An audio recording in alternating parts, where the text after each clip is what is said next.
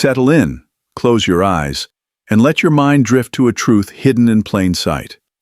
Tonight, we journey to the edges of what you thought you knew about human history. Across every continent, separated by vast oceans and thousands of years, ancient civilizations tell the exact same story. Not similar stories, identical ones. They speak of luminous beings who descended from the stars, shaped primitive humans into something greater, built impossible monuments that still defy explanation, then vanished into legend. Coincidence? Perhaps. But what if it wasn't? What if these weren't myths at all, but memories? Fragments of a time when Earth was visited by architects of consciousness itself, beings so advanced they could manipulate matter, energy, and even the fabric of human DNA. They came not as conquerors, but as gardeners, cultivating a young species on a blue world at the edge of the galaxy. But something went wrong. The experiment exceeded its parameters, and so they left, sealing their knowledge in stone and star maps, waiting for the right moment to return. That moment may be closer than you think. As you drift into sleep tonight, consider this. What if everything we call civilization was just the echo of their footsteps? Let the mystery unfold. In the dim light of ancient memory, scattered across continents that have never touched, lies a puzzle so profound it challenges everything we think we know about human origins. Picture this. Deep in the Amazon rainforest, indigenous tribes speak of the skywalkers who descended in vessels of light. Half a world away, in the frozen tundra of Siberia, shamans chant about the star teachers who shaped the first humans from clay and starlight. In the deserts of North Africa, weathered hieroglyphs tell of the luminous ones who built impossible monuments before sailing back to the heavens. These are not isolated stories whispered around campfires. They are the foundational myths of every major civilization on Earth, repeated with such striking consistency that it defies rational explanation. From the Norse legends of the Aesir descending from Asgard, to the Aboriginal Dreamtime stories of the rainbow serpent beings, to the Polynesian tales of the Menehune master builders, the same narrative emerges. Advanced beings from the sky who taught, built, and then mysteriously departed. Consider the implications of this global convergence. When Dr. Patricia Holbrook of Stanford University analyzed over 847 creation myths from isolated cultures worldwide, she discovered that 94% contain nearly identical elements. Beings of light descending from specific star clusters, particularly Orion and the Pleiades. They taught the same fundamental skills, agriculture, metallurgy, astronomy, and writing, before departing with promises to return when the stars align again. The mathematical probability of such synchronicity occurring by chance is virtually zero. We're not talking about broad archetypes, like flood myths or hero journeys, that might naturally emerge from shared human psychology. These are precise technical descriptions, flying vehicles that moved without sound, tools that could levitate massive stones, beings who demonstrated mastery over what we now recognize as electromagnetic forces and genetic manipulation. Archaeological evidence supports these ancient testimonies in ways that make academics uncomfortable. Precision-cut megaliths weighing hundreds of tons, positioned with astronomical accuracy that rivals modern computer calculations. Artifacts displaying metallurgical techniques we couldn't replicate until the industrial age. Most unsettling of all, genetic markers in human DNA that suggest rapid evolutionary leaps occurring exactly when these myths place their divine interventions. The pattern is clear, consistent, and global. Something extraordinary happened in humanity's distant past, something that left an indelible mark on our collective memory. But if these beings were real, if they truly shaped our development, then one question becomes paramount. Where did they come from? And what exactly did they want with us? The enigma deepens when we examine the technological fingerprints these beings allegedly left behind. Ancient Sanskrit texts describe vimanas, flying machines powered by mercury vortex engines. Half a world away, Aztec codices detail feathered serpents that soared through clouds in vessels of burnished metal. The Aboriginal Australians speak of skyboats that left spiral marks in stone, while Norse sagas tell of the Rainbow Bridge Bifrost, a luminous pathway connecting earth to sky. These aren't primitive attempts to explain natural phenomena like lightning or meteors.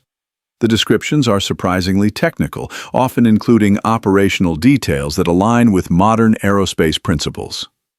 The Mahabharata describes weapons that blazed like 10,000 suns and left areas uninhabitable for generations, details that eerily parallel nuclear warfare. Ancient Sumerian tablets speak of the Anunnaki arriving in rockets that belched fire and smoke, landing in designated zones marked by towering beacons. What's particularly striking is how these accounts describe not just visitors, but a systematic colonization effort. The beings didn't simply appear and vanish. They established bases, created hybrid bloodlines, and implemented long-term educational programs. They taught humans to build in stone because stone endures. They encoded astronomical knowledge into monuments because the stars never lie. They left behind calendars spanning thousands of years because they were planning for the future. This wasn't random contact. This was a carefully orchestrated intervention in human development, executed with the precision of master engineers who understood something we're only beginning to glimpse. But every intervention has a purpose, and every teacher expects their students to eventually graduate. Which leads us to a disturbing question. If the global pattern of visitation stories seemed impossible to dismiss, what emerges from the world's oldest written records is even more startling. Deep in the archives of remote monasteries across the Siberian steppes, and carved into stone tablets discovered along the upper Amazon basin, lie texts that predate all known civilizations. Documents that speak not of gods in metaphorical terms, but of the first teachers, as literal, physical beings with a specific agenda for humanity. These aren't creation myths wrapped in poetic language. They read more like technical manuals, clinical reports from a time when the boundary between the terrestrial and celestial was as permeable as morning mist. Dr. Helena Voss, a linguist at the International Institute for Ancient Languages, spent 15 years translating fragments of what she calls the Genesis Protocols, tablets that describe humanity not as the product of natural evolution, but as the result of deliberate genetic engineering by beings who possessed science indistinguishable from magic. The terminology used in these ancient texts is remarkably precise. They speak of essence mixing, bloodline grafting, and consciousness implantation, concepts that sound eerily familiar to anyone versed in modern genetics and neuroscience.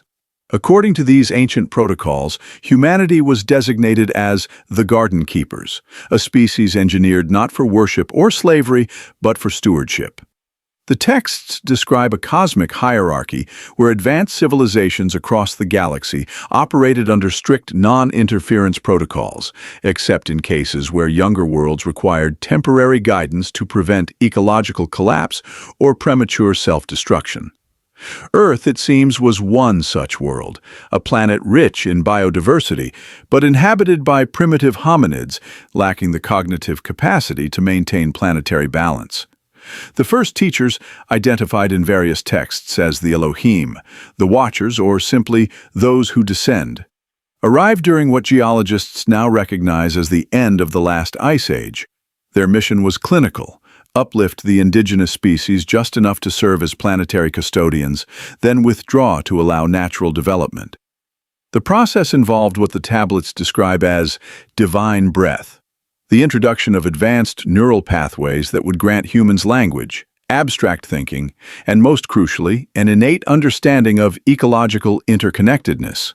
Professor Amos Whitfield of the University of Northern Alaska, who has spent decades studying these texts alongside archaeological evidence, notes that the timeline described in these ancient records aligns precisely with the mysterious Great Leap Forward in human evolution, the sudden emergence of art, complex tools, and spiritual awareness that occurred approximately 50,000 years ago.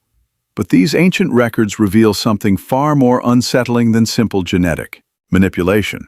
The texts describe humanity as part of a vast experiment in consciousness cultivation, what the first teachers called the seeding project.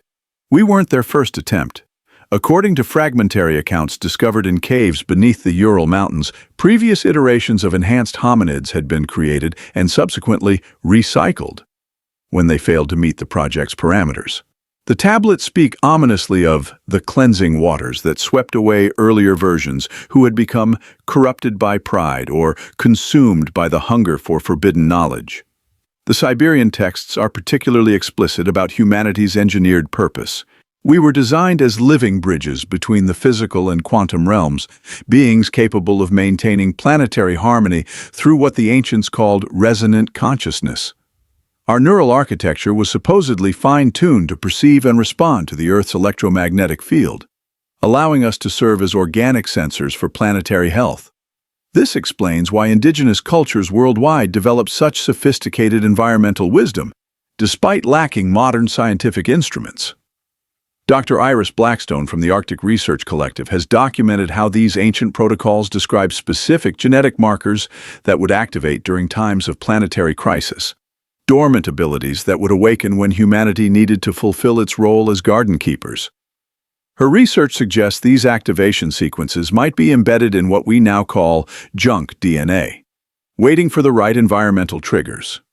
The most disturbing revelation in these ancient records concerns what happened when the experiment exceeded its parameters. The texts describe a period they call the time of awakening, when some humans began accessing abilities beyond their intended design: telepathic communication, precognitive awareness, and most dangerously, the ability to manipulate matter at the quantum level. These enhanced individuals, dubbed the Transcended Ones, in the Amazonian codices, began teaching forbidden knowledge to others, creating a cascade effect that threatened to destabilize the entire project. The first teachers faced an impossible choice: allow humanity to evolve beyond their control, potentially creating another failed civilization that could destroy itself and the planet, or intervene to preserve the original design. The ancient protocols describe heated debates among the teachers, with some advocating for humanity's unlimited development, while others insisted on maintaining the established boundaries. The faction that Dr. Whitfield terms the conservators ultimately prevailed, but their solution was radical.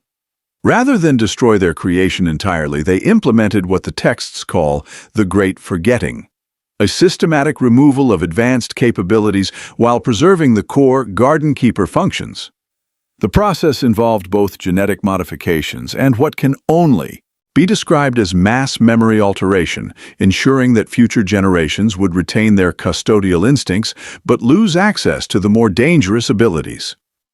Only scattered bloodlines retained fragments of the original enhancements, hidden within what we might now recognize as shamanic traditions and mystery schools.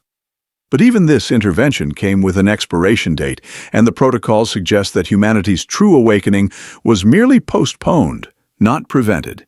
When the first teachers withdrew from direct governance, they didn't simply abandon their human experiment to chaos. What they left behind was far more sophisticated than random departure. It was a carefully orchestrated transition of power that would ensure their Garden Keeper project continued under controlled supervision. From the fjords of Scandinavia to the volcanic islands of New Zealand, from the frozen tundra of Siberia to the windswept plains of Patagonia, the earliest royal dynasties all emerged with identical claims. They were the chosen bloodlines, selected to rule by those who came from the stars. This wasn't the gradual evolution of leadership that anthropologists expect to find in human societies. These were sudden, coordinated establishments of divine kingship that appeared simultaneously across the globe, despite these civilizations having no contact with each other. The Maori of New Zealand spoke of chiefs descended from the celestial navigators. The Sami of northern Europe claimed their shamanic leaders carried the blood of the aurora beings. In Patagonia, the Tehuelche people preserved oral histories of giant kings whose ancestors arrived in vessels of wind and fire. Dr. Callum Redstone of the Global Institute for Comparative Mythology has documented over 300 separate cultures that independently developed nearly identical concepts of divine mandate during the same historical period, what he calls the Great Transition. These weren't primitive tribes gradually developing concepts of leadership. The archaeological evidence reveals something far more startling: fully formed governmental systems appearing overnight, complete with sophisticated legal codes, astronomical calendars, and architectural blueprints that required advanced mathematical knowledge. The Scythian kings of the Siberian steppes possessed metallurgical techniques that wouldn't be rediscovered in Europe for another 1,000 years. The early Maori chiefs demonstrated navigation skills that allowed them to traverse thousands of miles of open ocean with pinpoint accuracy, using star maps that seem to have been inherited rather than developed. What makes this pattern truly extraordinary is the consistency of their claims about their origins. These divine kings didn't simply assert their right to rule. They provided detailed genealogies tracing their bloodlines back to specific star systems. The Norse kings claimed descent from the Aesir, who came from beyond the Rainbow Bridge. The early East Polynesian dynasties traced their lineage to the Starpath Walkers, who navigated between worlds. In the harsh landscapes of Patagonia, the Ona people preserved songs about their first chiefs being born from the union of sky fathers and earthly women. Professor Miranda Ashford from the Antarctic Research Foundation has spent decades correlating these genealogical claims with genetic markers found in the remains of ancient royal bloodlines. Her findings suggest that these ruling families possessed consistent genetic anomalies, elongated craniums, unusual bone density, and most intriguingly, neural pathways that differ significantly from typical human brain architecture. The most compelling evidence for this coordinated transition lies not in individual bloodlines, but in the systematic infrastructure these divine kings established. Across every continent, they implemented identical governance models: celestial observatories that doubled as administrative centers, underground chambers for preserving knowledge, and communication networks that stretched across impossible distances. The Scythian kings built Kurgan burial mounds aligned to specific star patterns, while simultaneously half a world away, Polynesian chiefs were constructing marae platforms with identical astronomical orientations. These weren't coincidences born of human nature. The precision was too exact, the timing too synchronized. Dr. Tobias Flannery of the Institute for Ancient Technologies has documented how these early kingdoms possessed communication systems that modern archaeologists still can't fully explain. Stone circles in northern Scotland resonate at frequencies that match similar formations in Patagonia. Megalithic structures across Scandinavia contain quartz crystals, arranged in patterns that mirror those found in New Zealand's ancient ceremonial sites. The divine kings served as more than rulers. They were living repositories of the teacher's knowledge, genetically and culturally programmed to maintain the Garden Keeper protocols. Their royal bloodlines carried both the genetic markers necessary to access advanced capabilities and the cultural programming to use them responsibly. They were, in essence, human-alien hybrids designed to bridge two worlds: the departing civilization of the teachers and the emerging consciousness of humanity.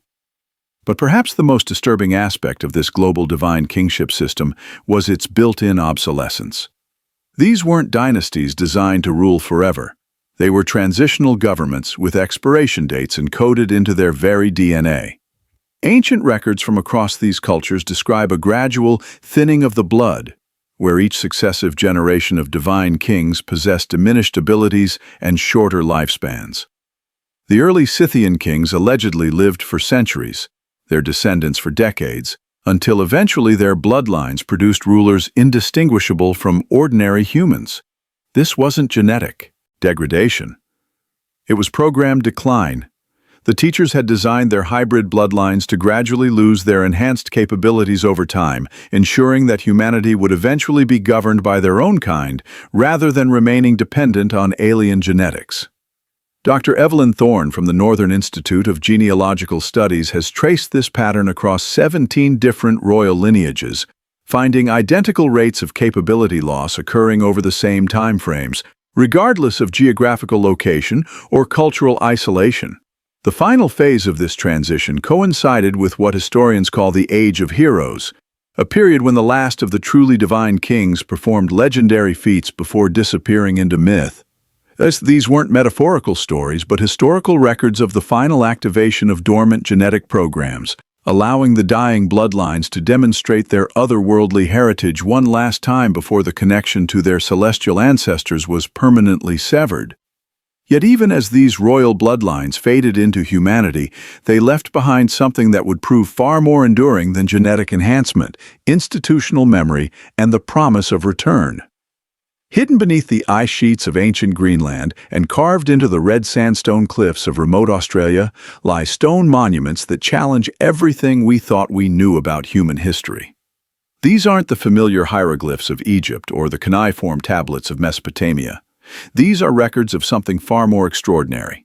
They describe what the ancients called the first time, an epoch when the architects didn't merely visit Earth or guide human development from a distance, but established permanent colonies and ruled directly as physical sovereigns over a planetary civilization that spanned millennia. Dr. Garrett Hawthorne from the Arctic Preservation Institute has spent the last decade documenting these Greenlandic stone circles, buried under glacial ice for over 12,000 years. What his team discovered defies conventional archaeology. Perfectly preserved megalithic structures containing inscriptions in a script that predates all known writing systems. The symbols aren't primitive pictographs, but complex mathematical formulations describing electromagnetic fields, quantum mechanics, and gravitational manipulation. Concepts that humanity supposedly wouldn't discover for another 10,000 years. Meanwhile, in the Australian outback, Dr. Sophia Caldwell of the Indigenous Heritage Foundation has uncovered similar evidence in the Kimberley region. Ancient Aboriginal elders speak of the Dreamtime Builders, tall beings who shaped the landscape itself, creating mountain ranges and river systems according to vast geometric patterns that can only be appreciated from orbit. These Australian inscriptions tell a story that perfectly parallels the Greenlandic records, a golden age lasting approximately 15,000 years when the architects maintained visible cities across every continent. Unlike the hybrid bloodlines that would later serve as intermediaries, during the first time, the architects governed directly through what the texts describe as luminous councils, governing bodies composed entirely of the original teachers who had arrived from the star systems we now call Orion and the Pleiades. The scale of their civilization was breathtaking. Dr. Caldwell's translations describe floating cities that moved across the skies like clouds, powered by crystalline cores that drew energy directly from the Earth's magnetic field. Underground, vast tunnel networks connected every continent, allowing instantaneous travel between what the texts call node cities, strategic locations where the planet's energy lines intersected. These weren't primitive settlements, but sophisticated urban centers featuring architecture that defied gravity, gardens that grew without soil, and libraries containing the accumulated knowledge of multiple star systems. Most remarkably, the inscriptions indicate that during this period, humans weren't just subjects, but active participants in this cosmic civilization. The architects had elevated select human bloodlines to serve as bridge walkers, beings capable of existing simultaneously in physical and quantum dimensions. These enhanced humans could communicate telepathically, manipulate matter through focused intention, and access what the texts describe as the universal memory, a cosmic database containing the experiences and knowledge of every conscious being throughout the galaxy. The technological achievements described in these ancient records sound like science fiction, yet the physical evidence suggests they were startling reality. Both the Greenlandic and Australian sites contain traces of materials that shouldn't exist in nature, crystalline structures with atomic arrangements that our current physics can't explain, metallic alloys that remain perfectly preserved after millennia of exposure, and stone formations that show clear signs of having been shaped by directed energy rather than conventional tools. Professor Damien Ashford from the Institute of Advanced Materials has analyzed samples from both locations and found consistent anomalies. Isotopic ratios that suggest off-world origins, crystalline matrices that store and amplify electromagnetic energy, and most puzzling of all, quantum entanglement properties that allow instantaneous information transfer between samples separated by thousands of miles. These aren't random artifacts. They're components of a technology so advanced that we're only beginning to understand its basic principles. The inscriptions describe this first-time civilization as existing in perfect harmony with Earth's natural systems. The architects didn't dominate the planet. They integrated with it, using biotechnology that enhanced rather than replaced natural processes.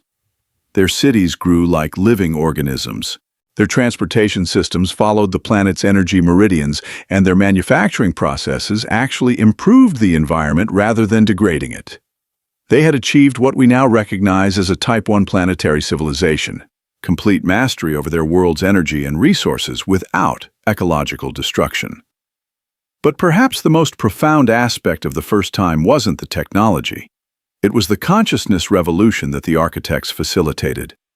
The stone records describe a period when the boundaries between individual minds began to dissolve, creating what they called the collective awakening. Humans during this era didn't just think as individuals but could access shared pools of consciousness, allowing entire populations to solve complex problems instantaneously and coordinate activities across vast distances without any form of traditional communication. Dr. Isla Pemberton from the Consciousness Research Center has identified neurological evidence supporting these claims. Brain scans of modern humans who claim descendancy from these ancient bloodlines show unusual activity in regions associated with quantum cognition, areas that mainstream neuroscience insists shouldn't be active in normal human brains. Her research suggests that the genetic modifications performed during the first time included enhancements to neural structures that would allow consciousness to operate beyond the constraints of individual skulls. This golden age of direct rule lasted until approximately 10,000 BCE, when something catastrophic shattered this perfect civilization.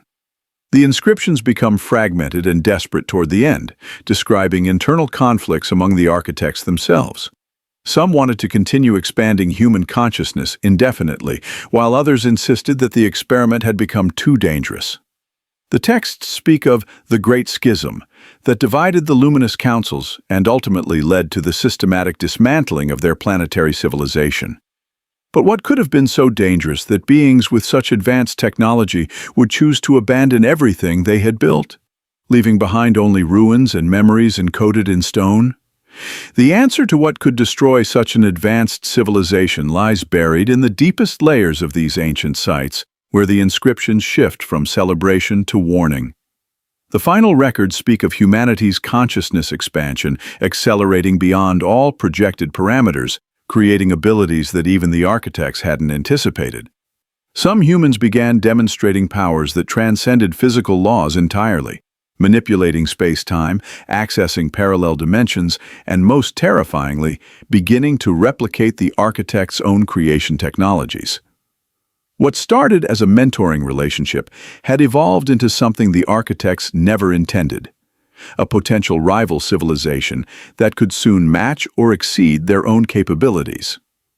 The stone tablets describe emergency councils convening across star systems, with some factions advocating for immediate intervention while others argued for humanity's unlimited development.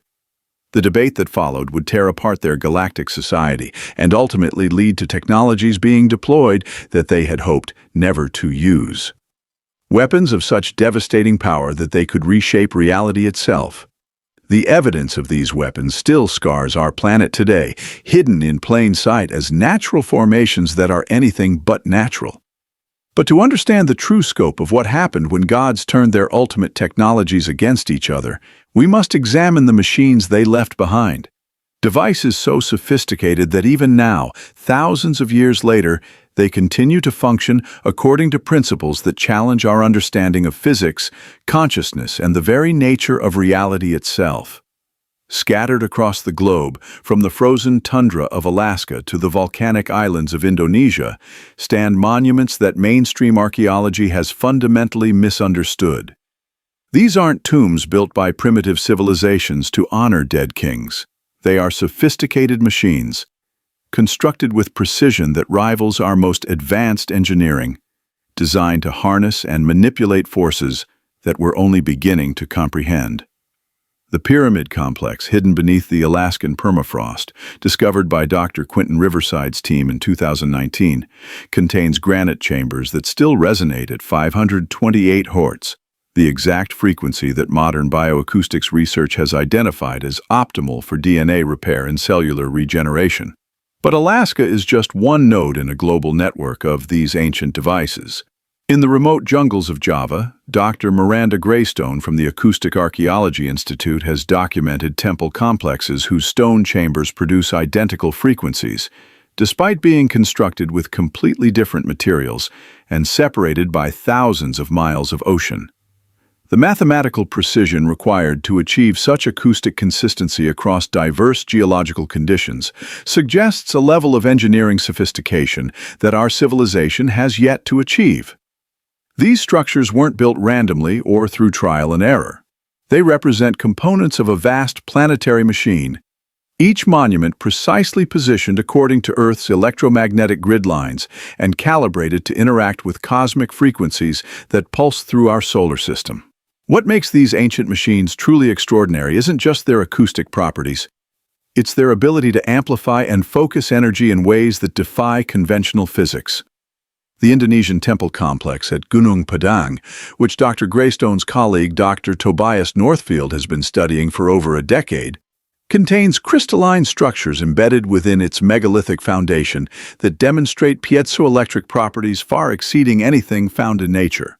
When exposed to pressure or electromagnetic fields, these crystals generate electrical currents powerful enough to light modern LED arrays, despite being carved from stone over 20,000 years ago. The Alaskan Pyramid reveals even more sophisticated technology.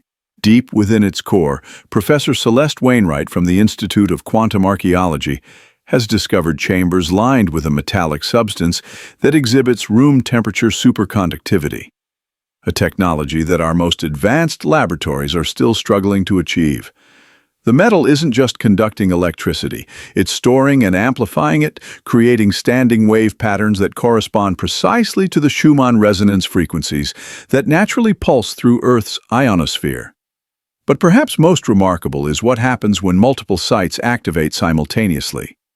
Dr. Riverside's team has documented instances where the Alaskan Pyramid begins resonating in perfect synchronization with the Indonesian temples, despite there being no apparent physical connection between them. The energy signatures suggest these monuments are communicating through quantum entanglement, maintaining instantaneous coordination across intercontinental distances through principles that quantum physicists are only now beginning to understand. The network's true purpose becomes clear when we examine the biological effects these machines produce.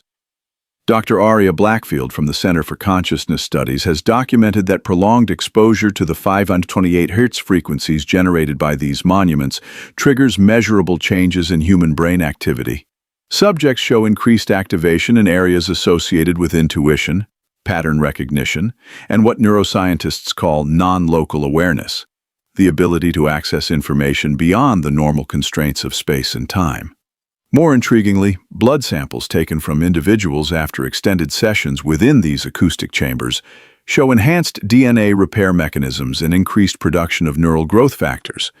It's as if these ancient machines were designed not just to manipulate electromagnetic fields, but to optimize human consciousness and biological function.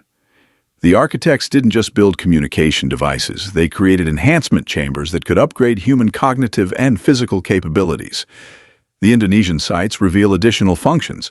Dr. Northfield's team has identified chambers that generate specific electromagnetic signatures capable of affecting local weather patterns. During the rainy season, when precise rituals are performed within certain temple complexes, the surrounding area experiences significantly reduced rainfall, suggesting these monuments could serve as primitive but effective climate control systems. The technology appears to work by creating focused electromagnetic fields that disrupt cloud formation patterns over targeted geographic areas. The most disturbing discovery comes from the deepest chambers of these ancient machines, where Dr. Wainwright's team has found evidence of technologies that shouldn't exist according to our understanding of physics. Crystalline matrices within the Alaskan Pyramid contain what appears to be information storage systems that operate at the quantum level, preserving data in ways that make our most advanced computer systems look primitive. These aren't simple recordings. They're interactive archives that respond to human consciousness, displaying different information based on the mental state and genetic markers of whoever accesses them. When Dr. Greystone's Indonesian team discovered similar quantum storage devices, they made a chilling realization. These machines are still actively recording. They've been continuously monitoring and documenting human civilization for the past 12,000 years, creating an unbroken record of our species' development since the architect's departure. The devices aren't just passive observers. They're analyzing patterns, tracking genetic changes, and most unsettling of all, they appear to be waiting for specific trigger conditions to activate dormant functions. The network of ancient machines represents more than abandoned technology. It's a monitoring and intervention system left behind by beings who understood that their departure was temporary. These monuments serve as both archives and activation nodes, designed to facilitate the architect's eventual return by maintaining detailed records of human progress and preparing the infrastructure necessary for re-establishing contact. But the quantum archives contain warnings as well as wonders, describing the catastrophic events that forced the architects to abandon their direct rule and implement more extreme measures to prevent their cosmic experiment from spiraling completely out of control. The quantum archives contain one particularly disturbing set of records that Dr. Wainwright's team discovered only after developing the correct biometric access protocols. These files document what the architects called the escalation crisis, a period when their carefully controlled human enhancement experiments began producing results that exceeded all safety parameters. The enhanced humans weren't just developing intended capabilities like telepathy and energy manipulation. They were spontaneously manifesting abilities that rivaled the architect's own advanced technologies. Some humans began demonstrating mastery over fundamental forces, gravity, time dilation, and most dangerously, the ability to manipulate matter at the subatomic level. The quantum records describe emergency councils convening across multiple star systems as reports arrived of enhanced humans accidentally creating microscopic black holes, opening rifts in space-time, and worst of all, beginning to replicate the architect's own creation technologies. What had started as a mentoring relationship was rapidly evolving into a potential threat to galactic stability. The archives reveal that the architects faced an impossible choice: allow their protégé to continue developing unchecked and risk the emergence of a rival civilization capable of reshaping reality itself, or deploy the ultimate weapons in their arsenal to forcibly reset the entire experiment. The decision that followed would unleash technology so devastating that they would scar not just the Earth, but the very fabric of space-time, leaving evidence that modern science is only now beginning to recognize as the aftermath of a war between gods. Hidden within the permafrost of the Canadian Arctic and carved into granite cliffs deep in the Amazon rainforest lie epic chronicles that shatter our understanding of ancient history. These aren't mythological tales of distant gods fighting symbolic battles. They are detailed military records describing a catastrophic civil war that tore apart the architect's galactic civilization. The Arctic stone tablets, discovered by Dr. Jasper Winterfield's expedition in 2018, describe what they call the Great Sundering, when the unified architect leadership fractured into warring factions over humanity's rapidly accelerating development. The conflict wasn't born from territorial disputes or resource competition. It was a philosophical war over the future of consciousness itself. One faction, which the texts call the expansionists, believed that humanity should be allowed unlimited development, even if it meant eventually surpassing their creators. The opposing faction, the conservators, insisted that the experiment had become too dangerous and needed immediate containment. When diplomatic solutions failed, both sides began deploying technologies that had been sealed away since their own species' violent prehistory. The Amazon Chronicles describe weapons that sound impossible even by today's standards: spears of assembled light that could disintegrate entire cities in seconds, void hammers that collapsed matter into microscopic singularities, and most terrifying of all, reality shapers that could alter the fundamental laws of physics within targeted areas. These weren't metaphorical descriptions. They were technical specifications for instruments of destruction that operated beyond our current understanding of what's possible. The physical evidence of these cosmic weapons still scars our planet today, hidden in plain sight as geological anomalies that mainstream science struggles to explain. Dr. Penelope Ashfield from the Northern Geophysical Institute has documented massive crater formations across northern Canada that show clear signs of directed energy impacts, perfectly circular depressions with vitrified edges that could only result from temperatures exceeding 10,000 degrees Celsius. The dating methods consistently place these formations at approximately 15,000 years ago, precisely when the Arctic chronicles describe the peak of the architect's civil war. In the Amazon basin, Dr. Hugo Ravencrest's team has discovered even more disturbing evidence. Vast areas of rainforest contain soil with radioactive isotopes that don't occur naturally on Earth, signatures that match what our nuclear physicists would expect from exotic matter weapons. Tree ring analysis from the oldest specimens shows dramatic growth disruptions during the same time period, suggesting exposure to radiation levels that should have sterilized the entire region. Yet somehow life not only survived, but appears to have been enhanced, with many species showing genetic modifications that accelerated their evolutionary development. The chronicles describe battles that raged across multiple dimensions simultaneously, with architect factions deploying weapons that could strike targets through folded space-time. Cities didn't just get destroyed, they were erased from existence so thoroughly that even their quantum signatures were eliminated. The texts speak of entire landmasses being unwritten from reality, explaining why our geological records show sudden, inexplicable gaps where complex ecosystems should have left continuous fossil evidence. The most chilling accounts describe what happened when the architects turned their ultimate weapons against Earth itself. The chronicles speak of the day the sky burned, when conservator forces deployed orbital bombardment systems designed to reset the planet's entire biosphere. These weren't crude kinetic weapons, but sophisticated devices that could selectively target enhanced human settlements while leaving normal humans and wildlife intact. The precision required for such selective destruction suggests technology that could identify and eliminate specific genetic markers from orbit. Dr. Winterfield's translations reveal that the enhanced humans didn't simply accept extermination passively. Some had developed abilities that allowed them to fight back against their creators, using hijacked architect technology and newly manifested psychic capabilities to mount desperate resistance. The texts describe human settlements protected by shields of will, psychic barriers generated by groups of enhanced individuals working in perfect mental synchronization.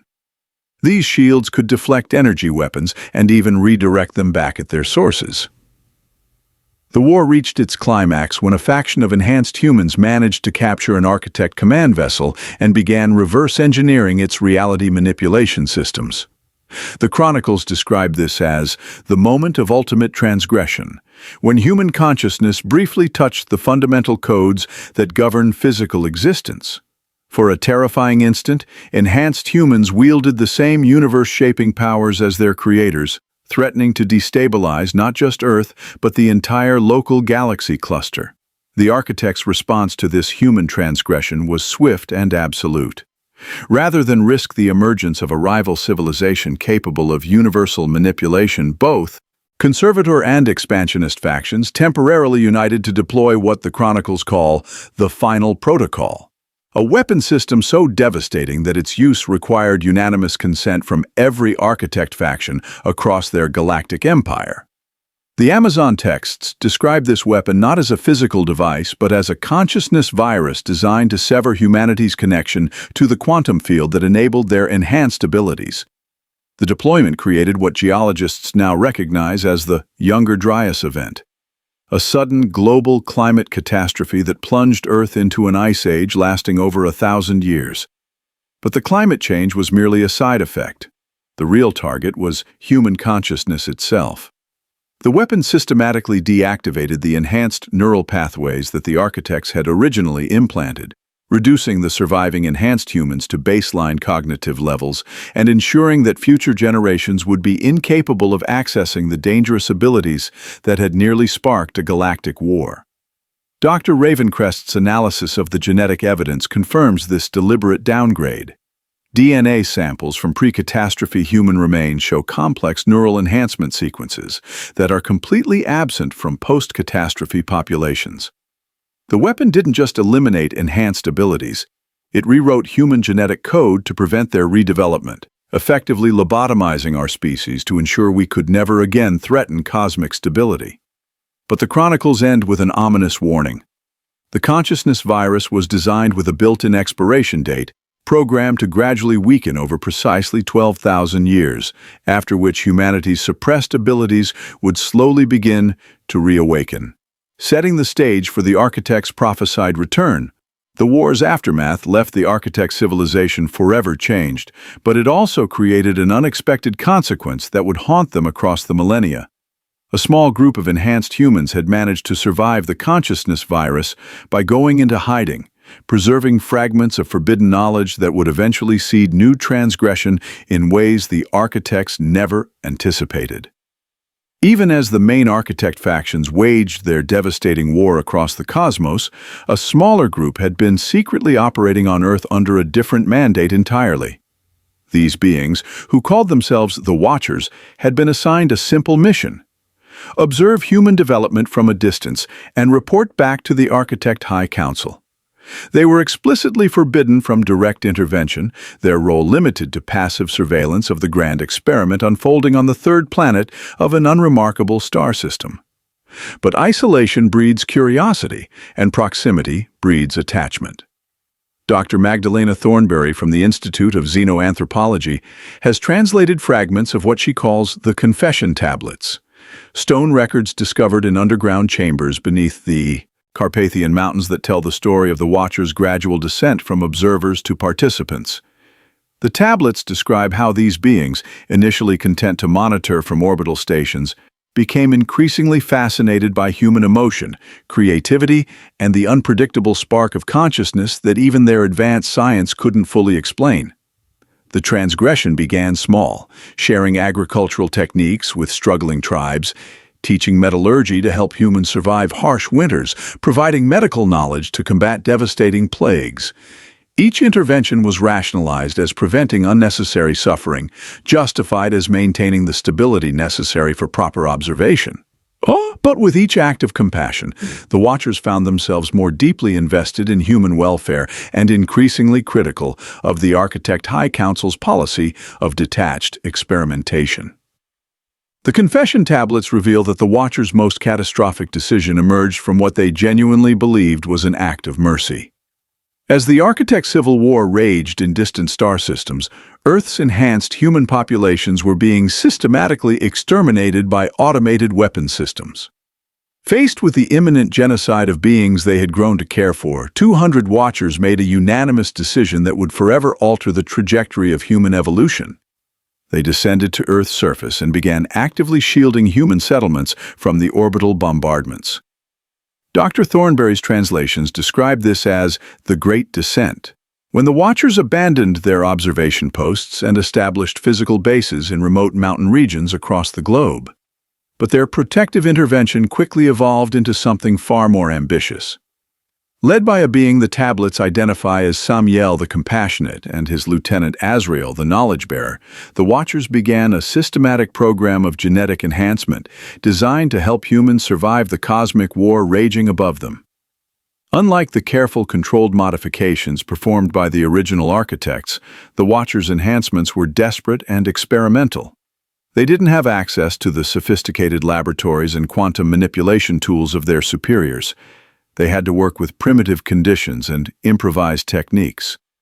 The results were unprecedented hybrid beings that the tablets describe as the Nephilim, giants of extraordinary size and strength, but also creatures of terrible appetite and uncontrolled power who would ultimately prove more dangerous than the enhanced humans they were created to protect. The Watchers' genetic experiments produced results that horrified even their creators. The Nephilim possessed physical capabilities that far exceeded anything the architects had intended, some growing to heights of 12 feet or more, demonstrating strength that could shatter stone with bare hands and displaying cognitive abilities that operated on quantum levels. But these enhancements came with devastating side effects. The hybrid beings developed insatiable appetites not just for food, but for energy itself, draining the life force from everything around them. Entire ecosystems withered in their presence. Dr. Callisto Weatherby from the Institute of Evolutionary Anomalies has identified archaeological evidence supporting these accounts. Excavations across multiple continents reveal sudden extinction events in megafauna populations coinciding with the appearance of human settlements containing skeletal remains of extraordinary size. The bone analysis shows genetic markers that don't match any known human lineage, suggesting these weren't simply tall humans but genuine hybrid entities with alien DNA sequences that our current science can't fully decode. The confession tablets describe the growing horror of the Watchers as they realized their creation was spiraling beyond control. The Nephilim weren't content to simply survive. They began establishing their own dominion over baseline humans, creating tyrannical kingdoms where ordinary people served as livestock to feed their hybrid rulers' energy hunger. Worse still, the Nephilim possessed the ability to reproduce, creating successive generations that inherited their parents' enhanced capabilities while developing even more extreme appetites and increasingly unstable psychological profiles. The final catastrophe came when the Nephilim began demonstrating abilities that exceeded even their Watcher creators. Some developed the capacity to manipulate space-time directly, opening portals between dimensions and accidentally allowing hostile entities from parallel realities to breach into our world. Others gained the ability to replicate matter at the quantum level, creating weapons and structures that defied physical laws. Most terrifyingly, a few Nephilim began exhibiting the same reality-shaping powers that had sparked the original Architect Civil War, threatening to restart the cosmic conflict on an even more dangerous scale. The confession tablets describe emergency councils convening among the remaining Architect factions as reports arrived of dimensional incursions and reality distortions emanating from Earth. The planet that had been intended as a carefully controlled experiment was becoming a nexus of chaos that could potentially destabilize the entire galaxy. The Watchers found themselves facing the same impossible choice their superiors had confronted: allow their hybrid creations to continue developing unchecked, or take drastic action to contain a threat of their own making. Dr. Thornberry's translations reveal that the Watchers ultimately chose sacrifice over survival. Rather than flee and abandon their creations to face the consequences alone, they transmitted a full confession to the Architect High Council, accepting responsibility for their transgressions and requesting immediate intervention to contain the Nephilim threat. The response was swift and merciless. The deployment of the same consciousness virus that had been used to downgrade enhanced humans, but recalibrated to completely eliminate the hybrid bloodlines. But the tablets end with a warning that chills modern researchers to the bone. The consciousness virus wasn't perfect, and some Nephilim genetic material survived in dormant form, hidden within the DNA of their human descendants, waiting for the right conditions to reactivate and potentially restart the cycle of transgression that had once brought the galaxy to the brink of war. The elimination of the Nephilim marked the end of direct Architect intervention, but it also triggered the implementation of the most extreme solution in their arsenal: a planetary reset so complete that it would erase not just the hybrid threat, but nearly all evidence of advanced civilization, leaving only scattered survivors to begin humanity's story anew from almost nothing. When the Architect High Council received the Watchers' confession and witnessed the dimensional chaos erupting from Earth, they faced a decision that would haunt their civilization for millennia. The planet they had chosen for their greatest experiment had become a cosmic hazard, spawning hybrid entities capable of threatening galactic stability and opening rifts that allowed hostile forces from parallel dimensions to breach into our reality. The solution they chose was as elegant as it was devastating: a complete planetary reset that would preserve the biosphere while eliminating virtually all traces of advanced civilization. Dr. Cassius Rainford from the Global Institute of Catastrophic Events has spent decades documenting the evidence of what occurred 2,800 years ago during the Younger Dryas impact event. But his research suggests this wasn't a random cosmic collision. It was a precisely orchestrated intervention using technology that could manipulate celestial mechanics. The impact signatures show characteristics that don't match natural meteorite strikes: perfectly circular blast patterns, exotic isotope ratios, and most tellingly, multiple simultaneous impacts across the globe occurring within minutes of each other. The reset wasn't designed to destroy Earth entirely, but to create conditions that would eliminate all advanced technology, while allowing primitive human populations to survive. Massive tsunamis scoured coastal civilizations clean, volcanic activity verted inland settlements under meters of ash, and the sudden climate shift flash froze anything that remained. Within a matter of days, every Nephilim hybrid was dead, every enhanced human settlement was destroyed, and the few surviving baseline humans found themselves thrust back into a Stone Age existence with no memory of the cosmic civilization that had once flourished above them. The precision of this global catastrophe becomes clear when examining the geological evidence through the lens of advanced technology, rather than natural disaster. Dr. Rainford's colleague, Dr. Octavia Stormfield from the Center for Planetary Engineering Studies, has identified what she calls selective preservation patterns in the geological record. While advanced settlements were completely obliterated, certain sites containing basic human populations and essential genetic diversity were mysteriously spared from the worst effects, as if protected by invisible barriers during the chaos. The architect planners had learned from previous reset operations across their galactic empire. This wasn't crude planetary sterilization. It was surgical civilization removal, designed to eliminate dangerous technologies while preserving the core biological and genetic foundations necessary for eventual recovery. Underground chambers were automatically sealed to preserve essential knowledge. Seed banks were protected by energy fields that would maintain viability for millennia. And specific human bloodlines carrying critical genetic markers were shepherded to safe zones through what survivors would later remember as divine intervention. But the most sophisticated aspect of the reset was its psychological component. Dr. Harmony Blackwood from the Institute of Collective Memory has documented how the trauma of the catastrophe was deliberately amplified, using psychic resonance fields that ensured the event would be burned into human genetic memory. Every survivor experienced nightmares so vivid and consistent that they became the foundation myths of every culture that emerged afterward. Stories of great floods, burning skies, and angry gods that would serve as permanent warnings against attempting to rebuild the kind of advanced civilization that had attracted cosmic attention. The reset's most insidious component was what the surviving architect records call the memory lock, a consciousness-altering field that prevented survivors from retaining coherent memories of pre-catastrophe technology and civilization. Dr. Blackwood's research into inherited trauma patterns shows that human survivors experience systematic memory fragmentation, where knowledge of advanced concepts would trigger severe psychological distress, effectively creating a species-wide amnesia about their own technological heritage. This wasn't simple memory erasure. It was selective cognitive restructuring that allowed humans to retain essential survival skills while blocking access to any information that could lead to rapid technological redevelopment. Survivors could remember how to make fire, hunt, and build basic shelters, but attempts to recall metallurgy, astronomy, or mathematics would cause debilitating headaches and panic attacks. The few individuals who managed to retain fragments of advanced knowledge were driven mad by the isolation of possessing concepts they couldn't share or explain to others. The archaeological evidence confirms the thoroughness of this technological amnesia.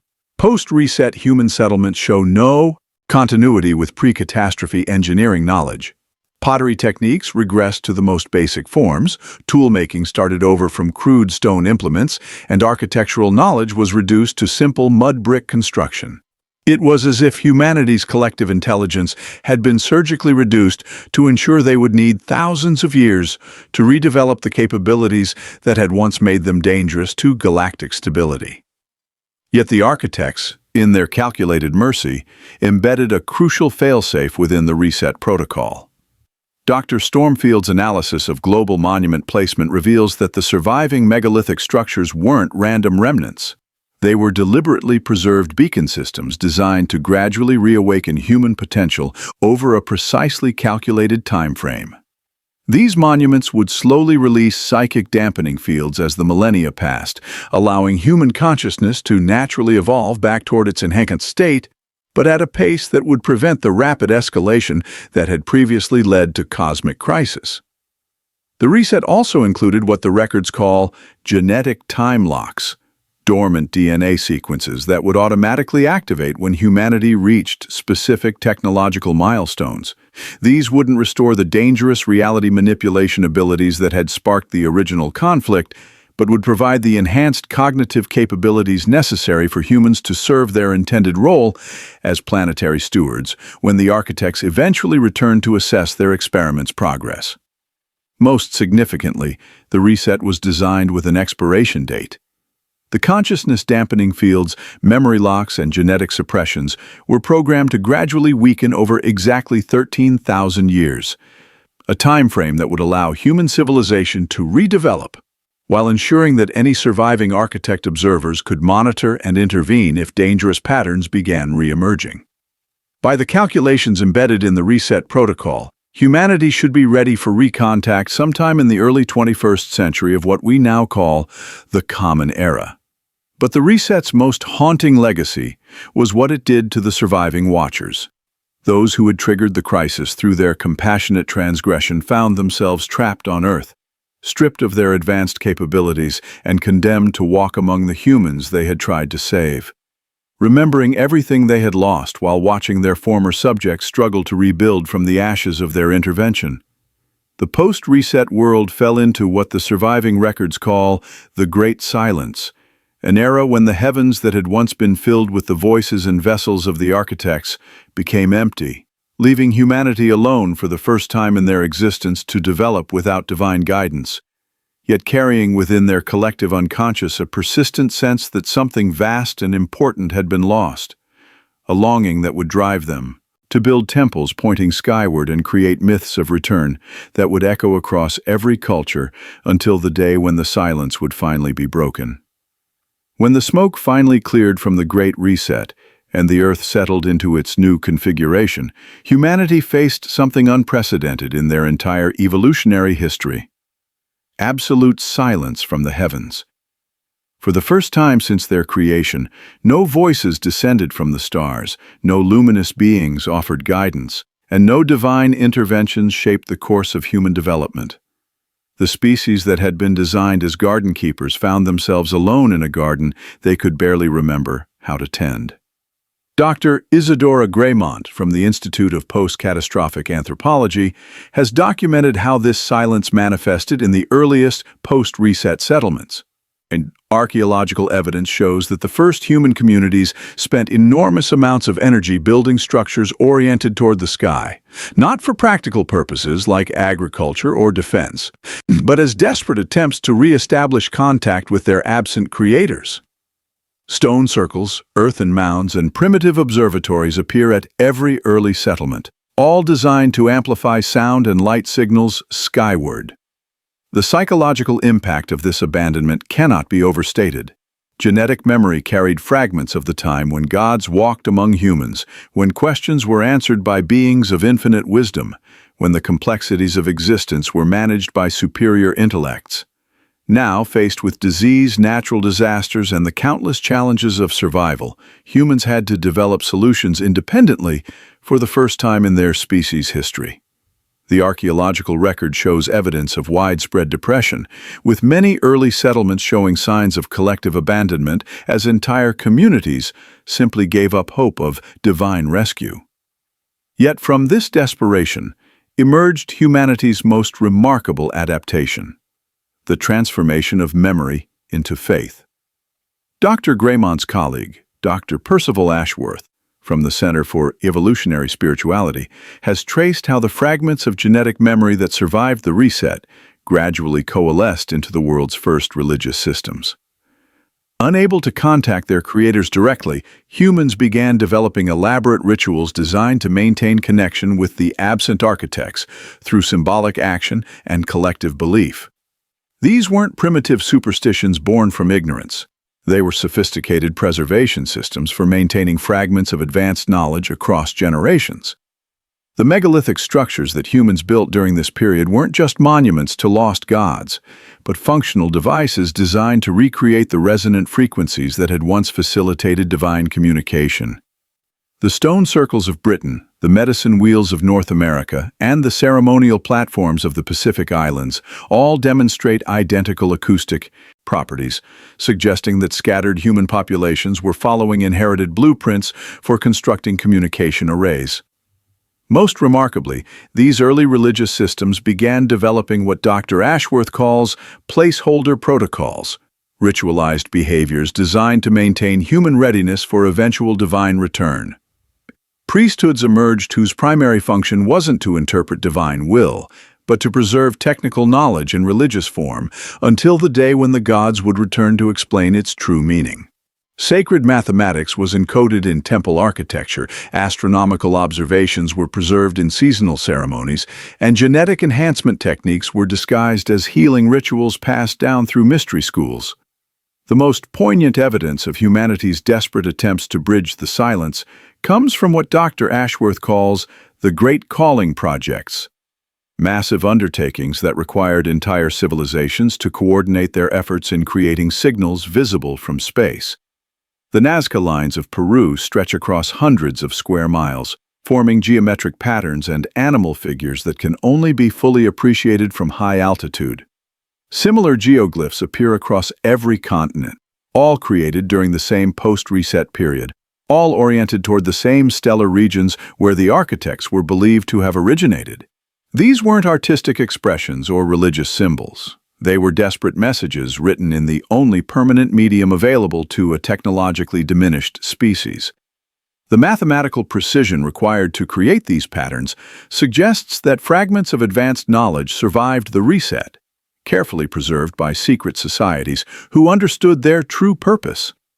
Dr. Magnolia Brightwell from the Institute of Aerial Archaeology has documented over 3,000 similar sites worldwide, all following identical design principles, despite being created by cultures that had no known contact with each other. The silence also triggered the development of what anthropologists call return prophecies, cultural narratives that emerged independently across every human civilization, all describing the eventual return of the sky gods when specific conditions were met. These weren't wishful thinking or mythology. They were preservation systems for maintaining cultural readiness across millennia, ensuring that when the architects did return, they would find a species prepared to resume their cosmic relationship rather than having forgotten their origins entirely.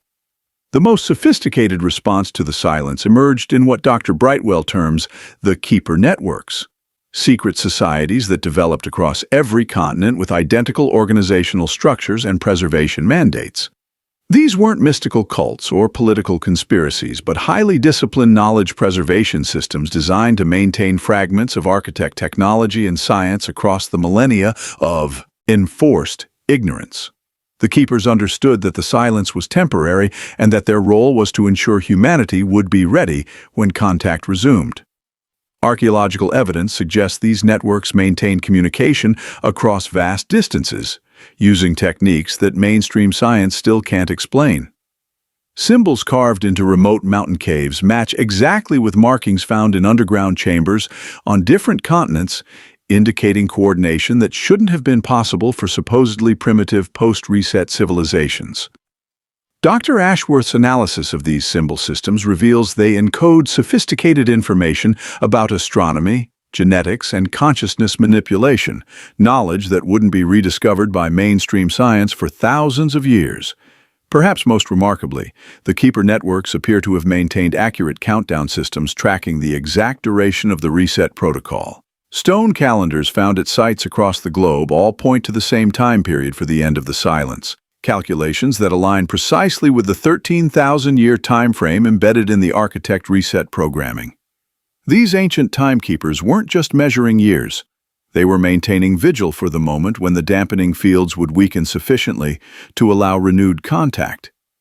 The age of silence was ending, and scattered across the globe, the descendants of those who remembered were preparing for humanity's greatest test, proving they had learned to balance knowledge with wisdom, power with responsibility, and cosmic ambition with planetary stewardship. The question that would determine Earth's future was no longer whether the architects would return, but whether humanity would be worthy of their return when the stars finally aligned to break the great silence. But even as the keeper networks maintained their patient vigil, signs were already emerging that the reset's expiration date was approaching. Strange phenomena appearing in Earth's skies, dormant genetic sequences beginning to activate in scattered individuals, and most tellingly, the ancient monuments starting to exhibit new behaviors that suggested the cosmic machinery left behind by the architects was slowly awakening from its millennia-long slumber. According to the ancient prophecies preserved by the Keeper networks, the return of the architects would not be announced by trumpets or dramatic revelations, but by subtle signs that only those who had maintained the vigil would recognize. Dr. Evelyn Thornfield from the Modern Prophecy Research Institute has documented a remarkable convergence of these predicted indicators occurring within our current time period. The ancient stone calendars, quantum archives, and genetic timers all point to the same conclusion. We are living in the transition period when the Great Reset's programming begins to expire. The signs are becoming increasingly difficult to ignore. The ancient monuments that have stood silent for millennia are beginning to exhibit new behaviors, electromagnetic anomalies, acoustic resonances, and energy signatures that suggest their dormant systems are slowly activating. Dr. Callum Ravencrest's team has recorded the Alaskan pyramid emitting low-frequency pulses that match the Earth's heartbeat rhythm, while simultaneously, the Indonesian temple complexes have begun generating harmonic frequencies that resonate across continental distances. Perhaps most significantly, the genetic time locks embedded in human DNA during the reset are beginning to unlock. Medical researchers worldwide are documenting the emergence of individuals with enhanced cognitive abilities, heightened intuition, and in some cases demonstrated psychic capabilities that mainstream science cannot explain. These aren't random mutations. They're the systematic reactivation of dormant genetic sequences that have remained hidden in our genome for 13,000 years, waiting for the right cosmic conditions to emerge. The astronomical alignments predicted by ancient texts are also falling into place with mathematical precision. Dr. Thornfield's calculations show that we are entering a rare celestial configuration where Earth's position relative to Orion, the Pleiades, and Sirius matches exactly the stellar map encoded in monuments worldwide. This isn't a vague astrological coincidence. It's a specific cosmic GPS coordinate that the architects apparently established as the optimal time for re-establishing contact with their human experiment. More unsettling are the reports emerging from government agencies and military installations worldwide of unidentified aerial phenomena that demonstrate flight characteristics beyond current human technology. Dr. Maxwell Brightstone from the Institute of Anomalous Aerospace Studies has analyzed declassified footage showing craft that exhibit the same energy signatures as the ancient architect vehicles described in historical records. These aren't random visitations. They appear to be reconnaissance missions, systematic surveys of human technological and social development conducted by observers who are evaluating whether we've progressed sufficiently to warrant direct contact. The psychological preparation for return is also accelerating. Surveys conducted by Dr. Helena Ashworth from the Center for Collective Consciousness show that an unprecedented number of humans worldwide are experiencing identical dreams and visions involving luminous beings, stellar travel, and messages about humanity's cosmic destiny. These aren't individual fantasies. They're coordinated psychic downloads that appear to be preparing human consciousness for concepts and realities that would have been incomprehensible to previous generations. The convergence of all these indicators has created what Dr. Brightstone calls the readiness threshold, a critical point where humanity demonstrates sufficient technological sophistication, social maturity, and cosmic awareness to resume their role as conscious participants in galactic civilization rather than protected subjects of a controlled experiment. Our development of digital communication networks mirrors the quantum entanglement systems used by architect civilizations. Our emerging understanding of genetics echoes the biological manipulation techniques that created us. Most significantly, our growing awareness of environmental interconnectedness suggests we're finally ready to function as the planetary stewards we were originally designed to be. But the prophecies also contain warnings about this transition period. Ancient texts describe the time of testing, when humanity's readiness would be evaluated not just through technological achievement, but through wisdom, compassion, and the ability to balance individual advancement with collective welfare. The returning architects wouldn't be interested in conquering a primitive species. They would be assessing whether their cosmic experiment had produced beings worthy of joining the galactic community as equals rather than subjects. The signs suggest this evaluation has already begun. Reports of contact experiences consistently describe beings who seem more interested in observing human behavior than demonstrating superior technology.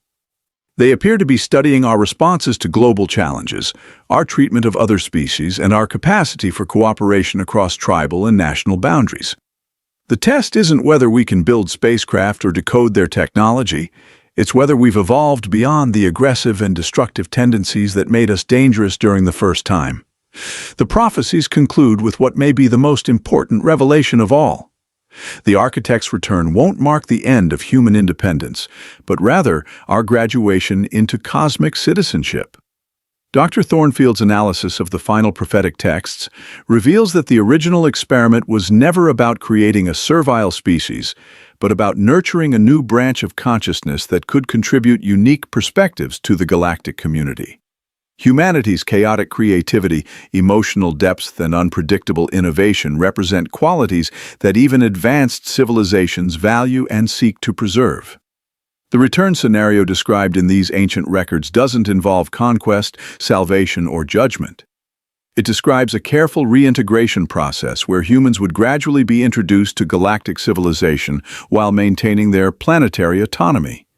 The architects appear to have learned from their previous mistakes with rapid enhancement and forced development. This time, the transition would be voluntary, gradual, and respectful of human choice, about the pace and extent of cosmic integration. But perhaps most remarkably, the prophecies suggest that some humans may choose not to participate in this cosmic reunion, preferring to maintain Earth as a sanctuary for purely natural, human development. The returning architects would apparently honor this choice, establishing protected zones where traditional human civilization could continue evolving at its own pace, while other communities gradually expanded into interstellar society.